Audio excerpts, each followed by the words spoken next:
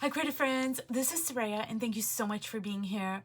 So I am super excited to make this video today, but I'm also very nervous because the truth is I'm still figuring things out as I go along in this journal, but I will share what I know thus far, and I'm going to pull threads from here and there in the hopes that I will be able to paint a picture and reveal my stories, knowing that I will backtrack, I'm going to falter, I'm going to make mistakes along the way. So before I begin, I just wanted to make a couple of points. The first point is that it's been really gloomy where I live for the past, I want to say the past couple of weeks even, and I'm really sorry if my lighting is not very good. I do have a lot of art lights, but I find that when I turn those on, it flattens all the colors. So it's kind of like I have to choose between, hey, it's not going to be as bright, but at least the colors are going to be truer, or it's going to be really bright, but then it's going to wash away the colors. So that's why my lighting is not very good, even though I'm right by the window. The second thing is that I know that this video is absolutely not going to be for everybody. This is me talking about, shadow work, symbolism, delving into the archetypal world of, trauma, and it's just not going to be for everybody. So if it's not for you, then, I would just suggest that you don't watch the video. But my hope in making this video is to share my process, and even if it's not for you now, like maybe these are going to be the seeds and maybe they will grow at some point, and maybe they won't. But anyways, moving along, I'm just going to talk about this particular journal here, how it turned into a journal about me healing my childhood trauma. Now, this little journal has a huge undertaking, but I am confident that it is going to be able to do its job. So I do have a few notes pinned up by my window, but for the most part, I am going to speak from my heart. And this is actually my creative process. It's messy, it's imperfect, it's all over the freaking place. I pull things from here, I pull things from there, I repeat myself, I go backwards and forwards. And so in a way, me making this video is, it is a reflection of how I work creatively, like the mental and emotional and soul processes that go into it. So let me first begin by saying that when I first started this journal, it was absolutely not with the intention of healing my ancestral trauma. That is not why I started this journal. What actually happened is I made a video on this particular piece. And what I was doing is I was showing how, a composition can anchor the entire piece. So I used a cross for my composition, and even though you can't see it, it is the backbone of this piece. And then after I made it, I really loved it. I loved the aesthetic, the vibe of it. I loved all these circles here. I love these lines. I love the subdued palette. So I thought, you know what? I'm just going to make a brand new journal, and I am going to explore the cross composition. I'm going to replicate, those lines, just the vibe of it. So as you can see, this is almost identical to this piece, and I did that on purpose because this is like setting the intention that I had at that time for the aesthetic of this journal, because normally I would paint the cover of the journal, but these are my Fabriano journals and I purchased them when I was in Italy, and I absolutely love the cover, so I never covered them up for these particular journals. So this first spread is kind of serving as my cover. So as I went along a few pages in, and actually this piece over here was inspired by a post that Connie Solera posted on her Instagram feed, and I was so smitten by her blue lady that I was inspired to create this blue lady, and I made it my own. But up until I want to say about here, then, because in my personal life, I am doing shadow work, I am doing a lot of deeper healing, I realized that these women that were showing up on my pages were different somehow. They just had a different kind of a feeling to them. They were showing up without artifice, without negation or apology. They were just being who they were. And because I'm doing a lot of journaling, as in writing and, you know, doing mirror work and shadow work and all of those things, I realized where this journal wanted to go. Now, I'm just going to speak a word about shadow work. So for me personally, it's a constant work in progress, because a shadow work that I did, say, 10 years ago is completely different than what I'm doing present day, because the depth of what I can hold present day is much different than the depth that I could hold, say, 10 years ago.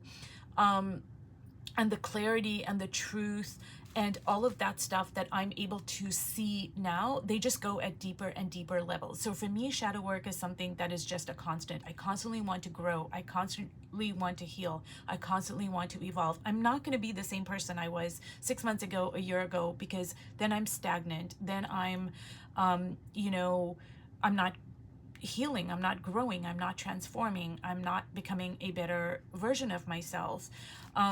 So anyways, now this journal is not complete by any stretch of the imagination. Even the pages that I'm showing you, they are incomplete. And I hesitated about making this video because I'm still kind of trying to fit things together like a puzzle. But on the other hand, I think it's also the perfect time that I make this video, because these are the seeds, like I mentioned when I first started this video. So as I began writing about this journal and, you know, in conjunction with doing my shadow work, etc., I realized that for some reason now, perhaps because of the season of life I'm in right now, I'm doing a lot of healing, etc., these women are feeling safe to show up as they are. They are not asking anybody for permission.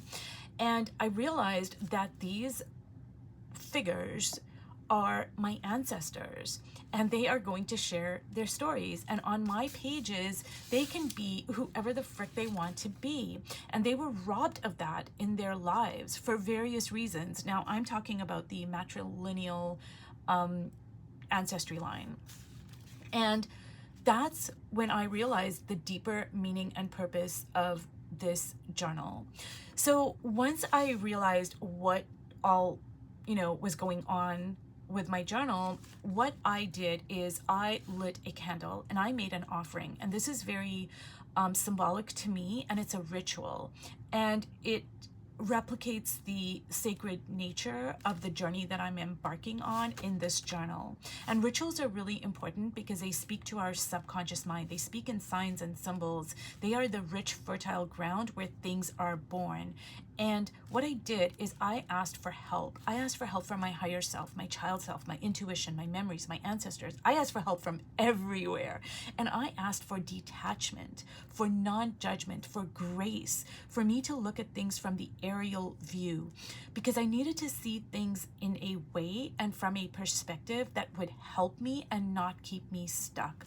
Now, most of all, I asked for strength so I could see the truth, and I gave myself permission to see the absolute unvarnished truth, no matter what it showed about me, about my ancestry, etc. So now let's just talk about how I am approaching my journal, the nuts and bolts of it. So the first thing is I am relying so much on shadow work. It is the very backbone of this journal. So, you know, Dr. Clarissa Pinkola Estes, Jungian psychology, absolutely everything in this journal is symbolic. Some are intentionally symbolic and some are not. Now, I'm going to show you something that happened in my journal, and I'm going to explain what I mean. Okay, so I'm going to share a little bit about the story of this spread. So the way I intentionally approached this spread is that these are the ancestors that I don't know. I've never met them. They are somewhere in my line of my matrilineal heritage. So I made this figure to be very subdued, very neutral, very, you know, kind of in the background.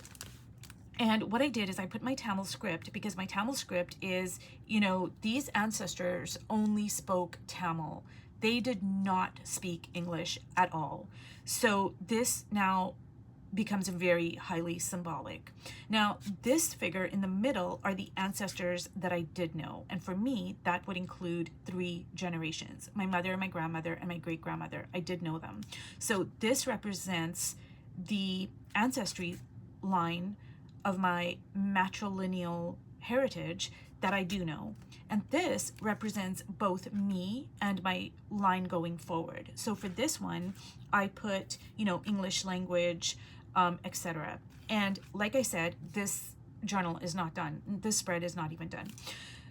So what I did is, after I, made the spread and I'm doing my shadow work and I'm, looking at the spread and I'm doing all sorts of stuff, journaling, etc., I realized that this body looks like an actual coffin. And that really was like a punch in my gut. It came as a surprise, but it also did not come as a surprise, because the truth of the matter is my matrilineal ancestry, the women, they were in a coffin. Their lives were coffins. They were very, very restricted for numerous reasons. Okay, so do you see what I mean about some of the things that I am doing are very, very intentional, but then some of them are just, they're showing up because I am open to it, because I'm communicating with my shadow self. I am inviting all of these aspects into my conscious mind. So this was like really, it was very humbling for me to realize that. Now I'm going to show you another aspect of what I'm talking about. So this spread over here, now I did this very, very intentionally. This is the throat chakra, and blue is the color for the throat chakra. It's about speaking our truth, standing in our, in our voice, like using our voice, standing in reality, grounding ourselves in reality. This is all the throat chakra encompasses, all of that.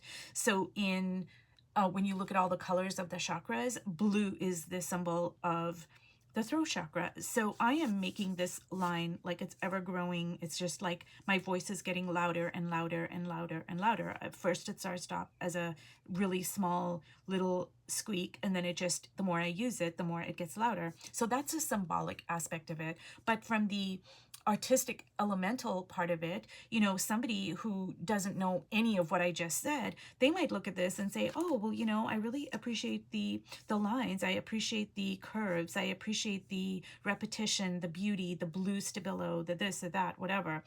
And then some other people, they might look at it and they might just feel like instantly drawn to it. It might resonate with them on some level. And I know that happens with me. Like when I see something and I just deeply, viscerally feel it in my bones, in my gut, in my heart, in my soul, it's because I am on some level resonating with a deeper level of whatever is there. Like I am plugging into that type of symbolism, the archetypal world, if you will. So I hope you see how I am working in my book. Like I'm working both very consciously, and then because I am doing my shadow work, because I'm communicating with the figures, because I'm opening myself up, I'm also having a lot of things that are showing up that are totally unintentional, but I'm so appreciative of what is transforming on these pages.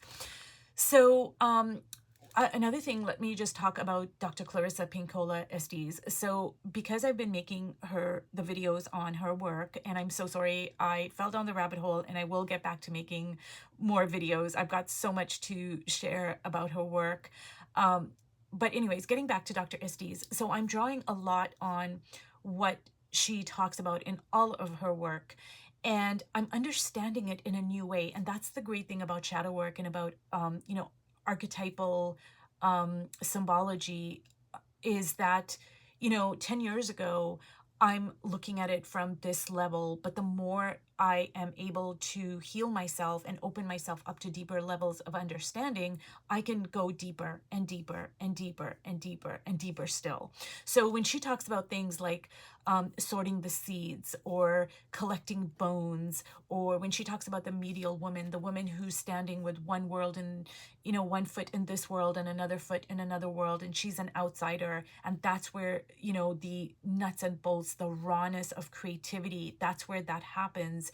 Or when she talks about starting before you are ready, we don't know how the journey is going to turn out. We have to trust in ourselves and in the unfolding. We have to just start where we are, use what we have. We take one step and then we take another step and then we take another step. We don't say, I'm going to know everything before I do something. I'm going to, you know, have everything figured out. That's not what we do. And I am understanding all of these lessons on such a deep level, and I'm using them in my work. I'm using them in my life. Now, let me just talk a little bit about belief systems, because for me, this is such an integral part of shadow work. So the first thing is I have to see those beliefs and I have to ask myself, do they serve me now? Like, where do they come from, and like, how are they even, you know, are they even true? And then I can rewrite and or replace them. Now, I'm sure for all of us there are things that we know about our ancestry, and there's so much that we don't know. And for me, I know that there are like huge foundational beliefs like child marriages, colonization, apartheid, indentured labor, and all of these systems produce a multitude of both, like I said, foundational beliefs, but then also they sprout off smaller beliefs. Now, but there are also things that I don't know about my ancestry. But what I can do is I can like find out these things through historical research. So for instance, I know that my ancestors arrived in South Africa in 1860. So I can ask myself, what exactly was going on in southern India, because I'm South Indian, around this time? And what I find out is that there was famine, huge famine, long spread famine. And I ask myself now, what kinds of beliefs does a famine create? They create beliefs of scarcity. They create beliefs of never enough. They create beliefs of, I have to sacrifice myself to survive. I have to stay small to survive. My needs are a burden, etc., etc., etc. So I hope you can see how this is a huge undertaking. And I haven't even touched on the beliefs about, say, women or caste or religion, etc., etc.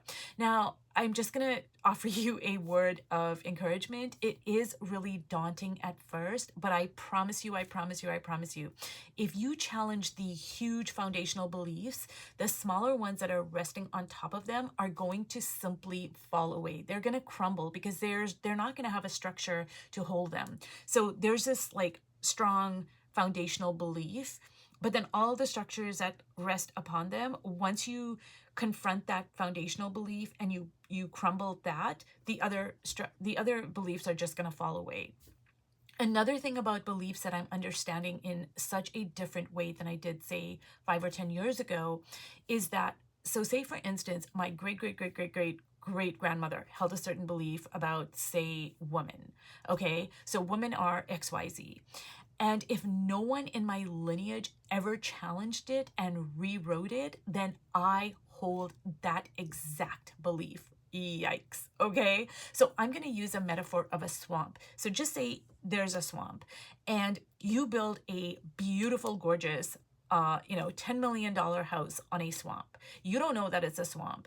And you look around and everybody else, we're living in swampland. Everybody's house is built on a swamp. So you're just like, okay, whatever. So no matter what you do to this house, no matter how much you put into it, how much time, money, energy, no matter how you dress it up, it's still built on a swamp and it's not going to hold. At some point, it is going to crumble. That's the way I liken my false beliefs, the programming. And the thing about beliefs is that they make our decisions on a subconscious level. And I, for one, know for certain that nobody in my lineage, nobody confronted these beliefs. So they get passed down like an inheritance that we aren't even aware of. And that is why we do the shadow work, to get to the foundation. And, we have to see things with clarity, with truth. And if we want to be cycle breakers and heal generational trauma, we have to tackle these belief systems. So, going forward, the way I envision things is I want to create empowerment. I want to break these cycles, not only for myself, but for future generations. So, what I'm envisioning as I go forward is I want to rewrite the narrative. I'm going to rely a lot on my dreams. I'm going to rely on that fertile ground where symbolism and anything is possible. Because to me, that's what dreams are. They're messengers that come from our, subconscious mind, our child selves, pieces of memories and truth that we have buried away because they weren't safe for us to look at. And then we're also, I'm also opening myself up to a larger universe, and I'm inviting anything in. I want these different energies. I'm inviting them in. I'm inviting Hecate. I'm inviting Lilith. I'm inviting Kalima, Kali. I'm inviting all of these huge, powerful energies that are going to come, and they're going to give me visual prayers. They're going to give me messages. They're going to give me strength, truth, clarity. They're going to give me all of these things, and they're going to give me things I can't even articulate yet. Another thing I am going to do is I am going to write a letter to my ancestors, the ones I know and the ones I don't know. I'm going to put it in this envelope and I'm going to attach it to my journal. So these are just some of the ideas I have going forward of how I am going to work in this book. And I'm not going to put a time limit on it. Like right now, I feel called to work on it all the time. But it might sit dormant for a year. Like who knows? The point is for me to trust the process. So you guys, I know that this was a lot of information and all over the place. And I hope I've explained things properly. And I hope that it has been helpful and it has planted some seeds. This is sacred work. It is important work. And it is my deepest honor to share my process. So thank you so much for holding space for me, for listening. And I really appreciate your comments, because not only do they give me good feedback for what I'm doing right or what I can improve on going forward, but they also give me ideas for, new videos. So if I haven't explained anything in this video, then please let me know and I will try to answer it to the best of my ability, or maybe even make another video. And I'm probably going to make more videos on this process. So thank you so much for watching, and I will see you in my next video. Bye.